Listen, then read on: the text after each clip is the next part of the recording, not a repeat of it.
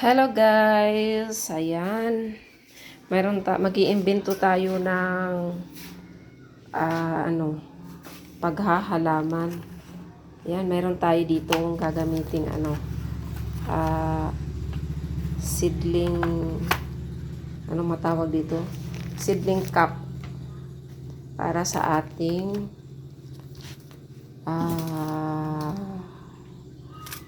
lettuce. Lettuce seed. Ayan. Ang ganda ng ng ng buto ng lettuce.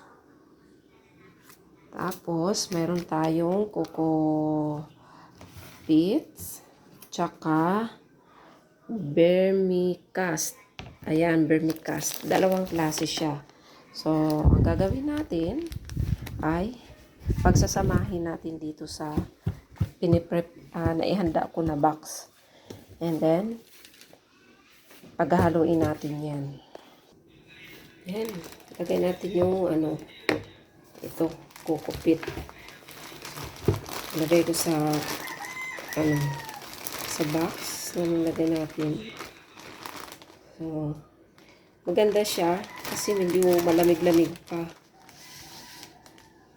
Sa mga napapanood ko, yung nakikita ko kasi ito pinakakuluan na nila. So, meron naman ako nakikita na hindi na pinakuluan. So, ito malamig pa.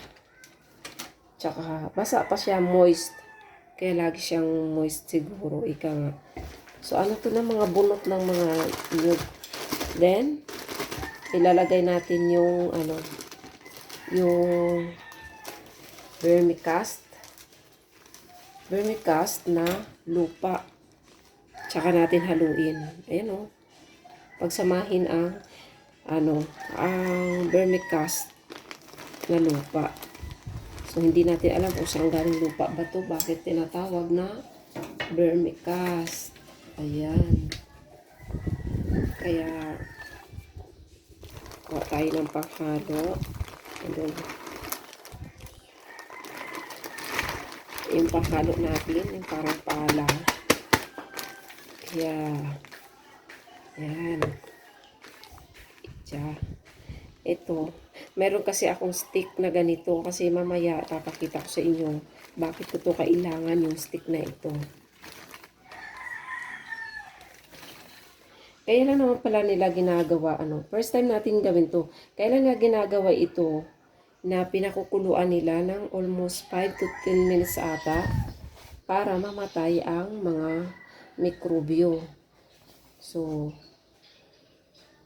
gayahin natin yung isa kong napanood na hindi na nila pinakuluan. Actually, ang gamit nga lang nila yung coco peat lang eh. Walang vermicast. Ayan siya oh.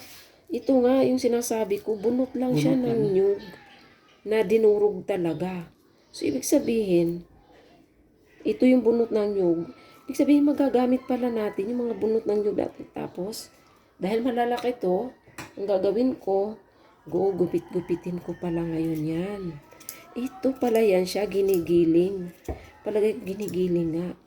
So, dahil malalaki, atin ngayon gugupit-gupitin, puputol-putulin. Ay, nakapagpipirahan pala itong itong tawag dito, bunot. Kaya,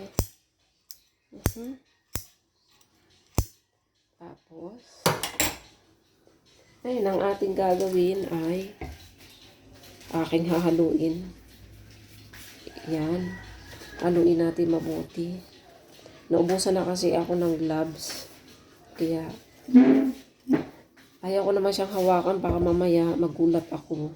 May biglang, Pero kailangan natin ng kamay para mas magandang halo. At dahil nga dyan, itong aking haluan ay medyo kwadrado at medyo maliit. So, try lang naman natin. Bali, 2 kilo to lahat. Yung vermicast yung lupa. Tsaka, lupa na sterilize na rin siguro ba nila ito.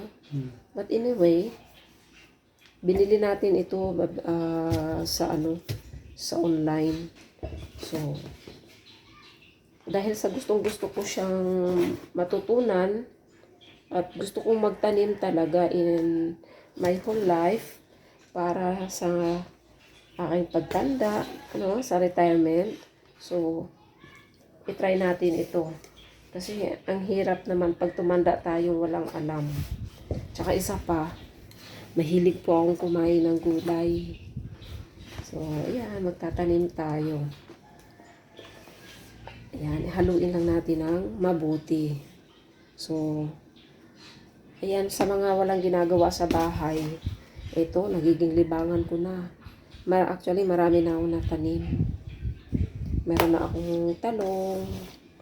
So, nakikita nyo yan pag magbunga na. Kasi ang talong ko, binili ko lang yung may tubo na sa palengke. Sa mga nagtitinda ng mga halaman. So, ako na ngayon ang magpapabunga. Ito, itatry natin yung hydroponics. Paano ba mag-try? Kasi ang hydroponics kasi hindi ka gumagamit ng maraming lupa or maraming space. Tapos healthy pa yung pagkain mo. Yung kagaya ng gulay, hindi siya masyadong ma-pesticide. Hindi mo kailangang mag-spray ng ng mga gamot para sa mga insekto. Tsaka alam mo, may naihanda na ako ditong kulambo after 7 days. Kasi yung kulambo na yun, kailangan. Wala kasi kaming space, so nasa barendelya kami magtatanim. So ayan. Ngayon may idea na kayo kung bakit ang na to, kukupit. Ito pala yung mga bunot. Bunot na giniling palagay ko o di kaya ginupit-gupit. O ayan, may konting kahoy pa na pwede naman siyang pwede naman yung gupitin kasi malambot na dahil sa tubig.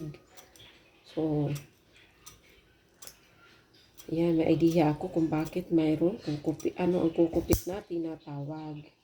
So, ayan, i-ready ko na yan. Pagkatapos mahalo natin ng mabuti, ilalagay natin yan dito, Dito ilalagay ko. Ayan siya. This is the third na part natin gagawin. Dahil tayo ay maglalagay na nito bago tayo maglalagay ng seeds. So, ayan, abangan nyo guys. Abangan nyo.